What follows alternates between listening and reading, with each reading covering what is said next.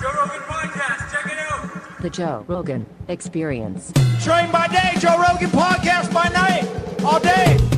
I feel like it's like every level of success that you get, you're presented with a unique problem that you haven't seen before, and it's up to you to just figure it out.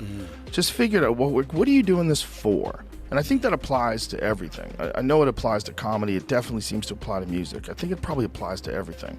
Figure out what you're doing it for. Like, why do you like to do? I know you have to make a living, but once all that's taken care of, like, what are you doing it for? You should be doing it for the love of this thing. Whatever this thing is that you do, you are a love-spreading machine as a human being. Right. Whether it's your love of carpentry, whether it's your love of electronics, what is it? What's your thing, man? Right. Everybody's got a thing, Yeah. but not everybody finds their fucking thing. Yeah. That's the problem with this world.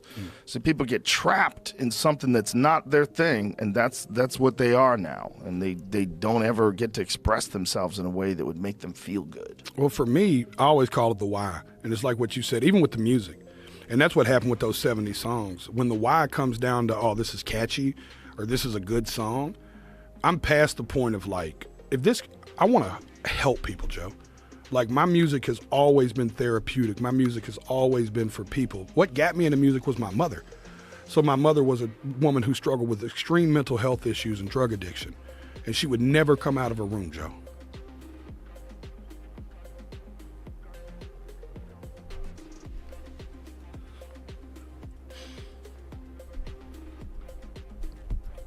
And she would come downstairs. And she'd throw a record on. And she'd light a cigarette at the table. And dude, I would watch the house change. Like, brothers, sisters, cousins coming from across the street. We live in a little tight neighborhood, poor people, you know? Neighbors coming over. Her friends start flooding the house. And she held court. Joe, I would watch our kitchen turn into a nightclub. And she'd start telling stories. And listen, we didn't have Google. We had to believe the bitch back then, right? You know what I'm saying? Like, you know what I'm saying? So she would be like, James Taylor wrote this about his drug-addicted mother. You know what I'm saying? Or something, and play Fire and Rain. Right. Or she'd be like, Bette Midler wrote The Rose about, and we're just like all captivated. And then she'd play The Rose, and we're all crying in the kitchen together. And it's like, and I didn't understand, because I'm a kid, right? But something changed in her when the record went on. Is how I looked at it. I didn't know anything about drug addiction, anything about schizophrenia or bipolar or any of this stuff she was dealing with, or manic depression back then, what they called it. I didn't know any of this. I just knew that this lady never fucking leaves that room, and when she does, it seems like the music does it.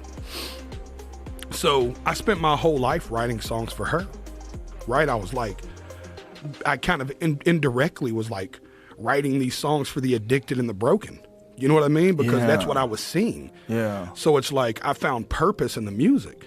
And like I tell people, if I was going to do it for money, like any sane fucking comedian or musician, I'd have quit 10 years ago. Because fuck, I didn't make any for 15 years. You know, if I was doing it for money, I'd have quit forever ago and went and got a job. I just knew that it was always helping people. You know what I mean? It's like the music was all, because I seen how it helped my mother. And I knew the power of music. And to this day, like when you first bring up music, I'm like, I'm a mood guy. It's like, you know how I feel about what I got to go listen to. Like, to this day, if I'm going through something in life, I'll grab a joint, go hop in the pickup truck and tell my wife I'll be back. Because she knows what I'm doing. I'm just going to go listen to music for an hour and smoke a joint, and I'm going to come back and sort through this shit. But it was something about that made me want to write songs for purpose. You know what I mean? It's like real music to just try to get, I understood the power of it. You know, funerals, like how many, I probably lost my first friend when I was like 11. I remember every song they played at the funeral that day. You know, does that make sense? Like these are the moments in my life that stuck out to me, was like the impact of music. And then I went on to write Save Me, which I've been told by multiple funeral homes is their most requested song of the last decade. Wow. You know what I mean? Which is really sad. It hurts me.